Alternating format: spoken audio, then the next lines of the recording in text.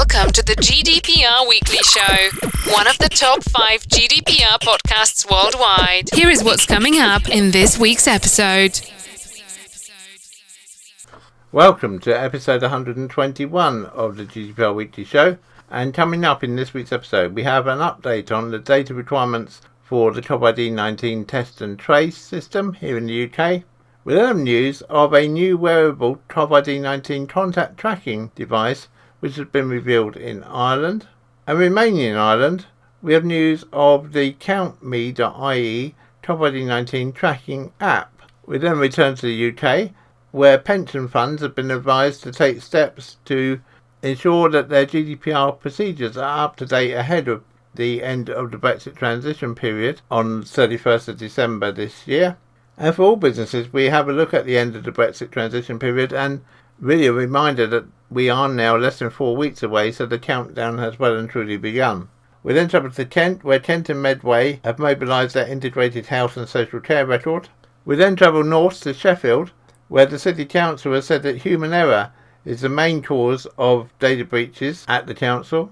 We then travel across to Northern Ireland, and a rather source of some embarrassment for Armagh City, Banbridge and Craigavon Borough Council, where its own Freedom of Information team have suffered from a data breach.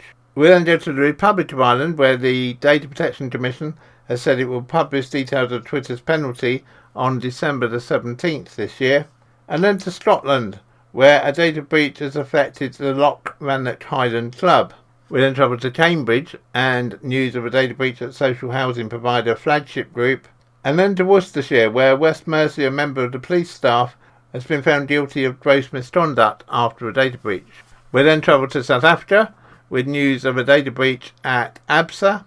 And then to the Netherlands, where the Netherlands cycling organisation KNCW has been hit by a data breach. We then travel to Brazil, where plane maker Embraer has suffered a data breach. And then across to Bangalore in India, where Canon has confirmed that it suffered a data breach affecting its employee data. And then finally this week, we travel to Canada with news of a data breach on the Vancouver Metro network. So as always, a wide-ranging number of articles for you this week. We hope you find them useful and informative.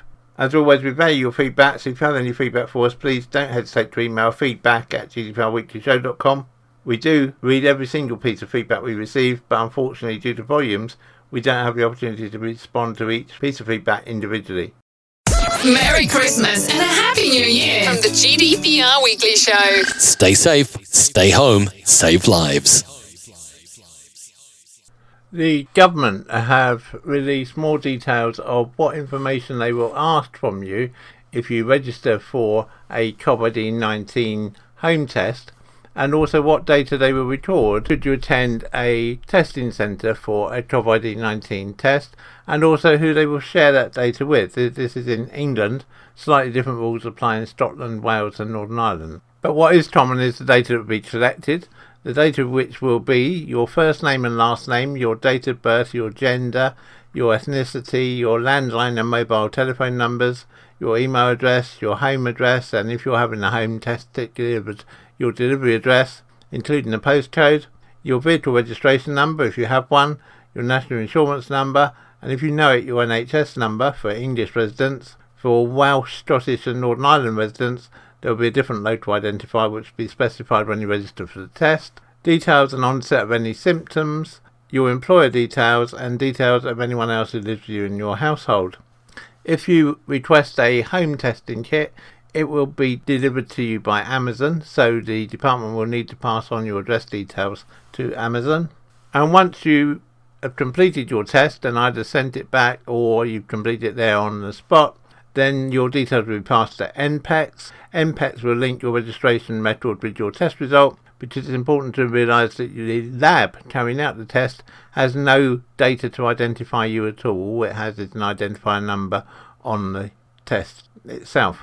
Once they get the results, NPEX will contact you to give you the result, either by text and or email.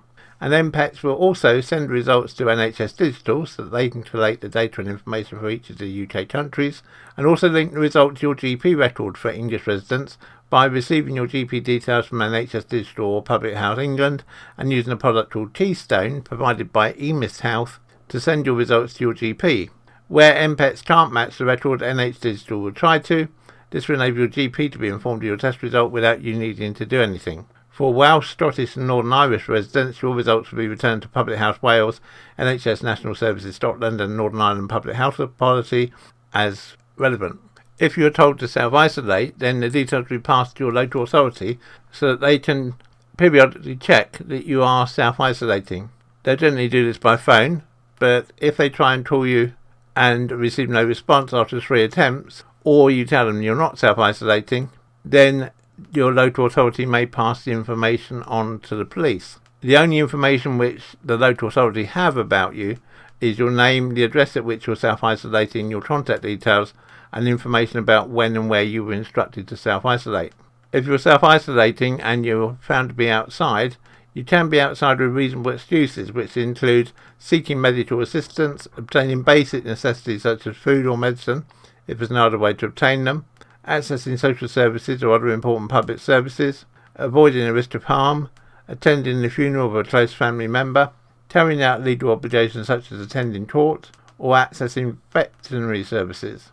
In terms of what your data will be used for, it will be used for confirming the appointment at the test site, performing a QR code check at the test site, receiving and processing your test, returning your results to you, contacting you if you test positive as part of the government contact tracing programme, sharing your results with the Welsh, Scottish or Northern Irish health bodies if you live in one of those countries, sharing your results in Public Health England if you live in England, sharing your self-isolation status with your local authority if you live in England to verify the application you may have made for a self-isolation support payment, sharing your self-isolation status with your local authority if you live in England to enable them to provide support and guidance to you, and sharing your self-isolation status with the relevant police forces. Your test status will also be shared with NHS England and also with your local hospital if you are booked in for elective surgery via your summary care record.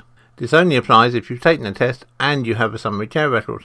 Undertaking quality assurance of the testing process, instructing data processors to share data for research purposes, and for analysis to support operational decisions to improve the full end-to-end testing process, such as day-to-day use, to inform regional test sites for improvements to the testing process, and to support end-to-end logistic planning. The Department of Health and Social Care emphasises that all data will be retained within the UK, and if you have any further queries about how your data is handled, if you either need to book a test or resign results of your test, then you can contact their data protection officer, Lee Cramp, by sending an email to data_protection@dhsc.gov.uk. To Ireland now, and software technology firm Digisoft, an international leisure and attractions technology provider at Sesso Technology Group plc, have teamed up with the Irish Defence Forces to introduce a smart wearable device to manage Covid19 protocols amongst its troops. By partnering with the technology firms, the Defence Forces are currently testing its novel approach to Covid19 risk management, including routine military training and the deployment of troops to peacekeeping missions overseas. Proximity Band is a collaboration between Digisoft and the Sesso, using proven wearable technology developed initially for amusement parks and readopted for Covid-19 mitigation purposes. It uses Bluetooth connectivity to identify, measure and track interactions between wearers in a GDPR compliant manner to a secure administrative information hub. The patented wristband also provides social distancing guidance via on-screen and vibration alerts in the workplace. So if two employees get too close together, or in this case two members of the armed forces get too close together against the social distancing guidelines, then the wristband vibrates to remind them they should be moving further apart. The device was initially trialled with members of the 96 Cadet class in Knwu, who have already been deployed to assist the Health and Safety Executive in fighting Covid-19 as contact tracers. It was subsequently rolled out to overseas units undergoing pre-deployment isolation requirements in both Kilworth Camp and Culmunny Camp, with the 62nd Infantry Group that deployed to UN DOF mission in Syria in October 2020, and the 117th Infantry Battalion recently deployed to UNIFIL in Lebanon. The requirement for isolation and pre-deployment testing is a UN requirement in a bid to curb the potential spread of the virus worldwide. Lieutenant Brian Dwyer, engineer officer with the 117th Battalion about to deploy to Lebanon, said, "The goal is to ensure that as a group we are as close to risk-free from Covid-19 as possible as we enter the mission area and are fully operational to carry out our peacekeeping mission on arrival. For the individual user, our soldiers, it provides useful feedback including behaviour modification alerts to maintain 2 metre separation distance during the isolation phase, as well as updates on the number of close contacts made during the period of isolation." Brigadier General Brian Cleary, commander of the Defence Forces Joint Task Force on Covid-19, added, "From the management and administrative side, we have tested developing technical ability to gather accurate and real-time contact tracing information, as well as data that will help us better manage our personnel during this isolation phase. If we help to successfully prove the concept, it may offer a risk mitigation technique, as well as to avoid knee-jerk overreactions to positive Covid-19 cases. In assisting to trial this technology, we are assisting with innovation, providing the testbed and trying all avenues to mitigate risk. Designed to replace manual contact tracing activities in the workplace, and with enterprise features including an extended battery life that requires no charging by the wearer, durable IP67 form factor, and a cloud-hosted contact tracing dashboard, Proximity Band is ideally suited for use in industrial and military environments." Fergal Kelly, CEO of Digisoft, said, "We are very proud that we have had the opportunity to partner with the Defence Forces on this project and in turn help to manage Covid-19 in the force. This partnership has proved hugely successful for both parties and we look forward to rolling out this technology further. Our Prism Wearable has been a resounding success in the theme park industry, but the unique challenges presented by the Covid-19 crisis have revealed a whole new realm of possibilities for the application of the technology," said Accesso CEO Steve Brown. "We are thrilled to partner with Digisoft to provide the technology for such an important project." This looks like a really interesting implementation of the technology, and if we receive any updates from Digisoft on how well this trial is going, we'll be certain to bring them to you in a future episode of the GDPR Weekly Show. Stay home, stay safe. Remaining in Ireland, an Irish-developed mobile application is aiming to take the stress out of managing Covid-19 compliance for business. TB Smart Solutions has developed the countme.ie mobile app to be compliant with both Covid-19 health and safety requirements and GDPR, while also making it easier for companies to keep track of customer and staff movements. The system helps businesses manage sanitisation, contact tracing, staff accountability, reporting, data storage and management to help keep the business environment safe for your staff and customers. As people enter the business, their contact details are taken and securely stored in line with GDPR requirements. As they move through your premises, their locations are monitored using the provided QR codes where necessary. The system also enables the tracking of the sanitisation of areas such as desks or workstations, again through the use of QR codes. Contact details can be accessed only on request by the relevant authorities for tracing purposes and details, and are automatically deleted after the recommended 28 days. The app was tested with businesses in Kerry, and more than 100,000 user interactions were tracked over the testing period. The system was also used to trace contacts of a confirmed case that proved the efficiency of the system, after a staff member at one of the 8 beta sites contracted the illness from outside the workplace. Using the CountMe system yielded 40% more contacts than simply relying on the booking system alone, Managing Director Peter Dunley said. The infection was ultimately contained, with no member of staff or the public testing positive for Covid-19 as a result of being a close contact. The reality check of these things is that it's serious and we all need to do our bit as best as we can for it, he said. From our point of view, it's going to be industry-led. The product is being targeted at smaller scale businesses, hairdressers, barbers and salons around the country, along with offices. So details of 2 exciting tools left from Ireland this week, and of course with news also of the release of a vaccine of Covid-19. Then let's hope as we go into 2021 that the outlook looks slightly more positive than it did as we entered the middle of 2020. And now, the rest of this week's news. With the future of GDPR after the 31st of December coming into doubt, as we covered in our Brexit special edition of the GDPR Weekly Show last week, and if you've not already listened to that, I'd strongly recommend that you go back and listen to episode 119 of the GDPR Weekly Show, which was a live special on Brexit and its effect on GDPR. The UK pensions regulator has issued some advice to pension funds. It advises that from the start of next year, trustees will need to comply with GDPR as it exists and interpreted in the UK, in what will become known as UK GDPR. rather than the current position under EU GDPR. One difference is that you and your service providers will need to rely on new UK-granted derogations, typically an adequacy decision or standard contractual clauses, in order to transfer personal data outside of the UK. It's worth remembering that EEA-based parties will still use EU GDPR, but there could be problems with data transfer to the UK if the European Commission does not grant an adequacy decision before the 31st of December this year. And as we say in our special episode 119, it's looking increasingly unlikely that adequacy decision will be granted. And so pension trustees need to review and seek assurance from their service providers in relation to data transfers between the UK and the EEA. Your service providers should also contact you about any changes needed to their contractual terms. This will also be a good opportunity to ask them how they are responding to the Schrems 2 decision. If you need more information on Schrems 2, either contact us or listen back to previous episodes of the GDPR Weekly Show where we discussed it in some depth. As trustees, you may also need to review and update your suite of data protection documents, including your record of processing activities as it relates to transfers, and also your privacy notice. Updates are needed to reflect the move to the UK GDPR, changes in terminology, and the fact that special rules now apply to data transfers outside of the UK rather than outside of the EEA. Trustees will need to make most of these changes even if the European Commission does grant an adequacy decision. We're totally geared up here at the GDPR Weekly Show to help you in this situation, so if you'd like our help, please just drop an email to helpdesk@gdprweeklyshow.com or telephone us on 0800 808 5312, that's 0800 808 5312, and one of our specialists will be delighted to help you. We're just under a month to go now until we finally come to the end of the Brexit transition period.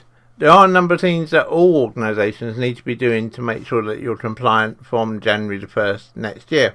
The first of those is to look at any data transfers you may have between yourselves and the EEA.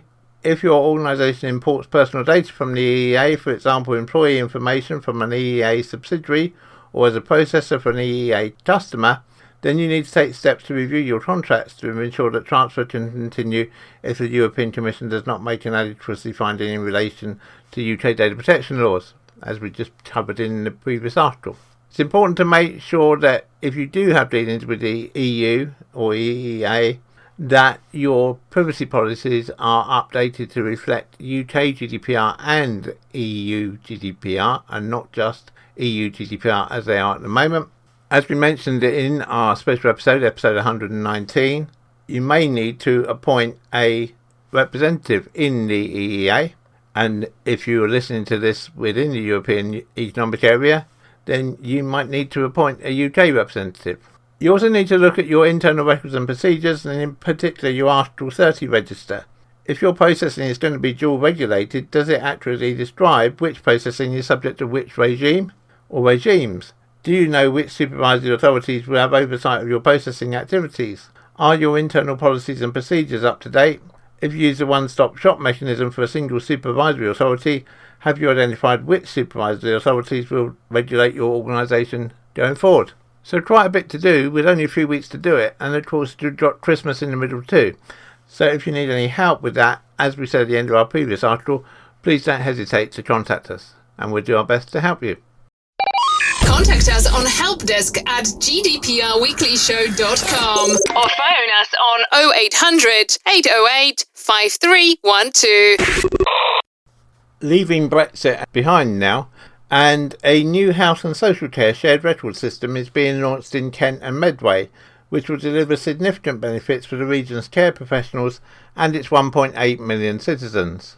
Commissioned by a collaborative comprising the NHS Kent and Medway CCG, Kent County Council and Medway Council, the Kent and Medway Care Record, KMCR, will bring together a single view of each patient's records from multiple source systems to help health and social care providers make better decisions for the citizens in their care.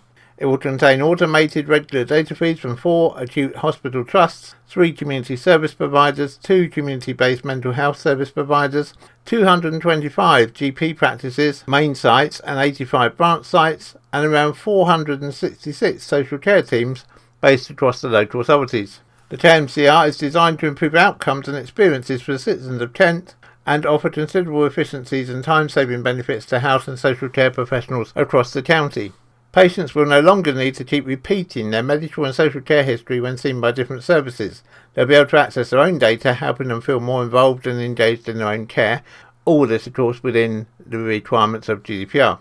The KMCR will enable clinicians and social carers to see what care citizens are receiving from other services, such as what medications they've been prescribed, alerts or allergies, hospital test results, and if the patient currently has a social care package. This more detailed and timely information will allow faster clinical decisions to be made, improved communication between referrers and service providers, and improved continuity of care. The KMCR does not give full access to patient medical through all services, but is designed to share key information that will allow health and social care professionals to give local people better care and support. Information shared through the KMCR includes demographics, next of kin and carer details, current medications, allergies, safeguarding alerts, pathology results, a chronological list of contact with health and social care professionals including accident and emergency attendances, key social care data in terms of children and adults, mental health summary data including medication for both children and adults, referrals to other organisations, carer and care provider details, i.e. if they're being looked after by multiple agencies, and contact details for each agency, the current location of the patient, are they an inpatient, are they at home, are they in a care home, a step down or mental health unit, any advanced directives, for example, do not attempt resuscitation, and any care plans, including end-of-life plans, crisis care plans, or anticipatory care plans. The KMCR is also contributing to Kent and Medway's COVID response and recovery. A COVID dashboard has been developed to coordinate recovery and response planning across the county. The COVID dashboard provides greater intelligence and information about the virus, such as hotspots, demographic information, etc. In response to the pandemic, the KMCR also includes information about when a patient has been tested or diagnosed with COVID to ensure continuity of care across different care settings. Rapid progress has been made in weeks rather than months as part of the county's Covid19 response plan and collaborative effort. Dr. Navin Kumta, Clinical Chair of Canon and Medway CCG, said, "We are looking to this shared record to deliver a significant transformational change in Kent and Medway. As well as helping us improve the quality and safety of care for patients, it will underpin our drive to integrate citizens' records across health and social care." Claire Bell, Cabinet Minister for Adult Social Care and Public Health at Kent County Council, said, "The KMCR is a significant step forward which will provide benefits to health and social care professionals and most importantly to our Kent and Medway residents. It is also a good example of how collaboration between organisations can deliver better services for everyone. I'm looking forward to seeing the positive impact this will have on speed and quality of care for our residents in the years to come." Matt Dunkley, Corporate Director for Children, Young People and Education at Kent County Council, said the KMCR will join up records across children's social care, adult social care and community and acute health services in both Kent and Medway. This will support more timely information sharing and better decision making among professionals for the benefit of Kent residents. We are looking forward to the positive impact this should have in the way we can support the most vulnerable children in Kent. Councillor David Brake, portfolio holder covering public health for Medway Council, said, "We are pleased to be working with our health partners on the Kent and Medway care record. This new innovative approach will help our residents receive better coordination of care to suit their individual health and social care needs. We are committed to supporting our most vulnerable residents, even more so in these challenging times. The solution is being provided by DraftNet Health Limited, and the project to deliver solutions being led by Cantium Business Solutions. All health and adult social care organisations must, by law, share information with each other about patients they are caring for directly to improve care in line with the provisions of the Health and Social Care Safety and Quality Act 2015. The implementation of the KMCR will enable Kent and Medway to meet this requirement mandated by central government. Access to KMCR will be governed by GDPR and the Data Protection Impact Assessment, which has been approved by both NHS Kent and Medway CCG. All core providers and local authority social care teams will have access to the KMCR by April 2021. In the future, citizens will also be able to access their own patient records through KMCR, and planning for this will start from the beginning of 2021.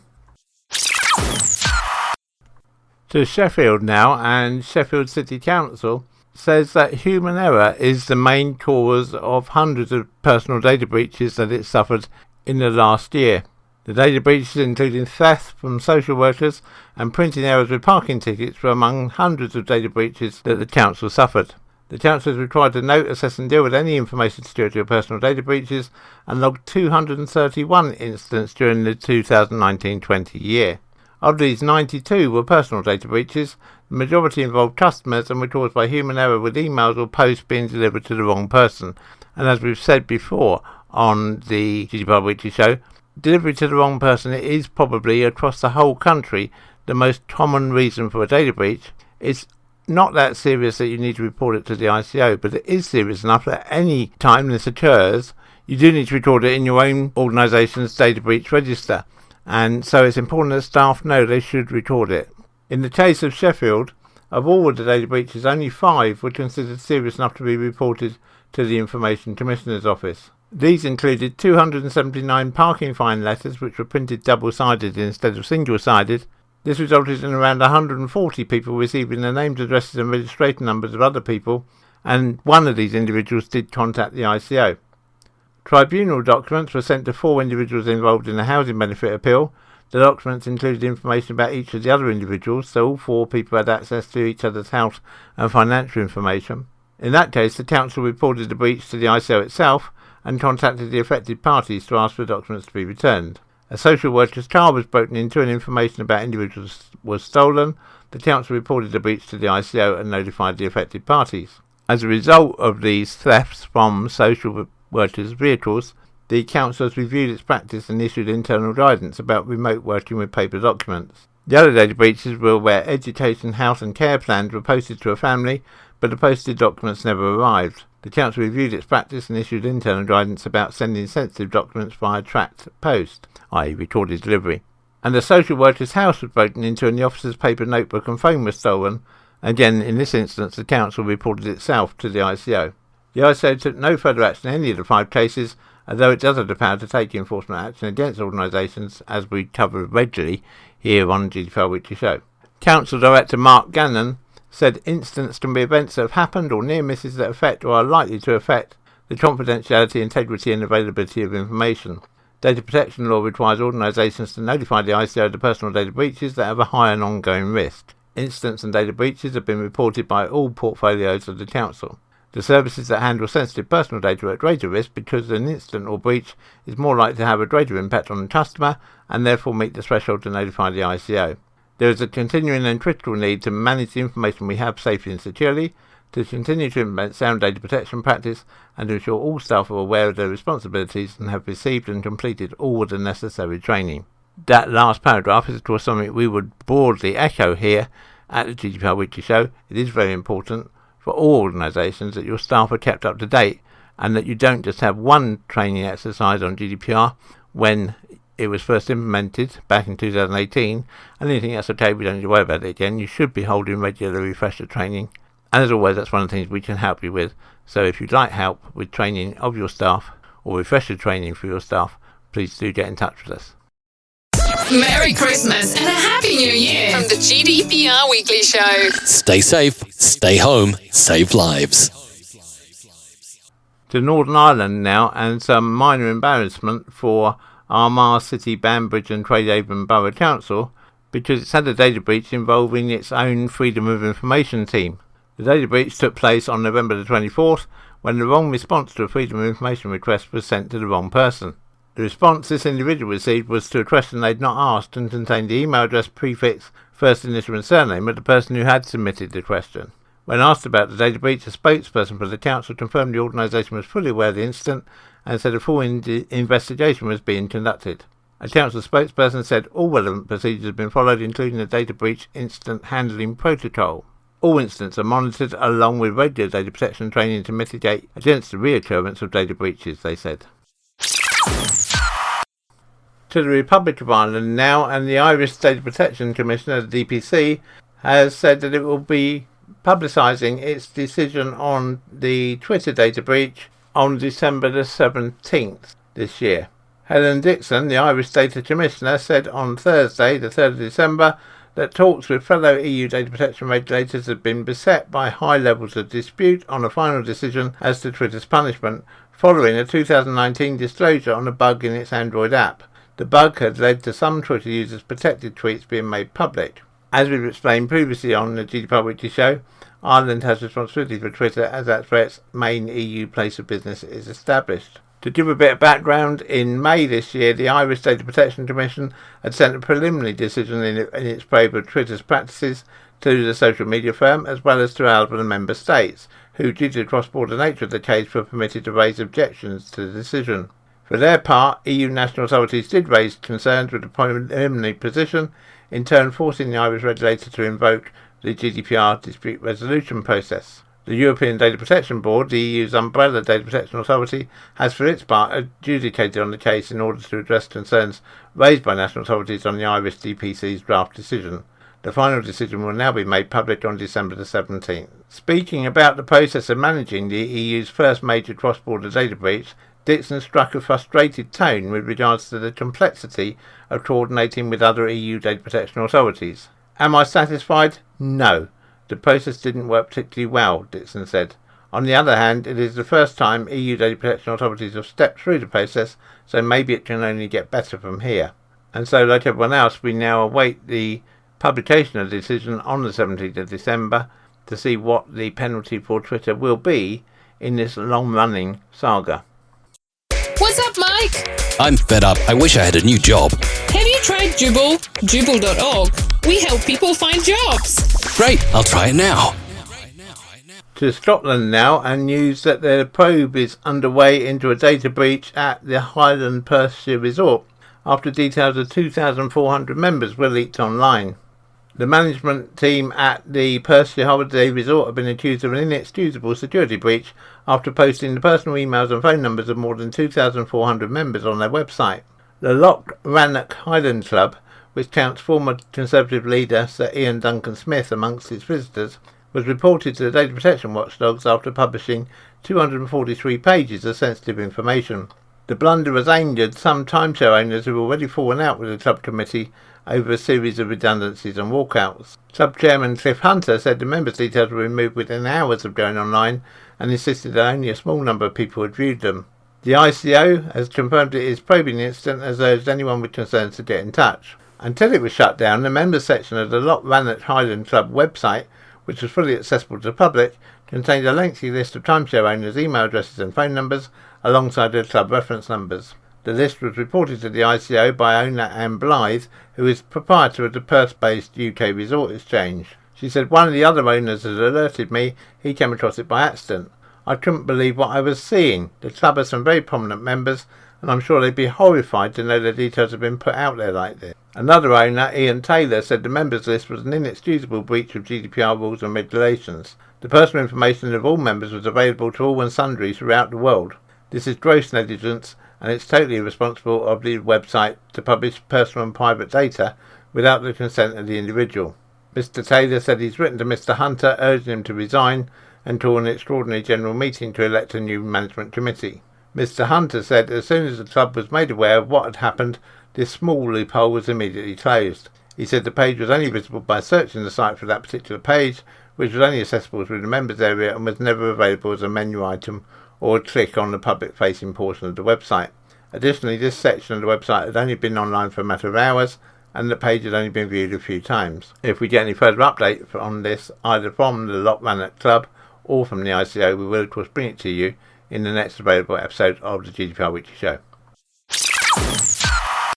To Cambridge now, and social housing provider Flagship Group was hit by a cyber attack on the 1st of November 2020 that caused most of its systems to be taken offline.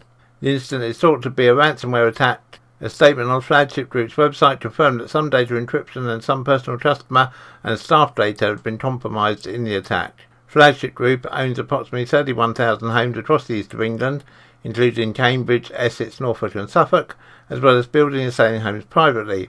The company employs 1,200 people across all roles, including facilities, repairs, maintenance and heating.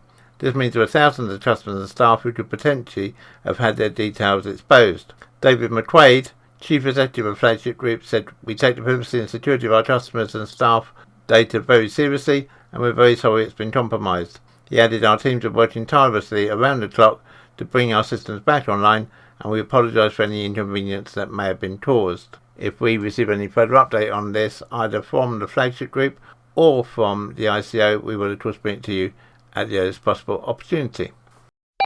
Contact us on helpdesk@gdprweeklyshow.com or phone us on 0800 808 5312. To Worcestershire now, and news that a member of West Mercia Police staff would have been dismissed from the force had she not resigned before the misconduct hearing.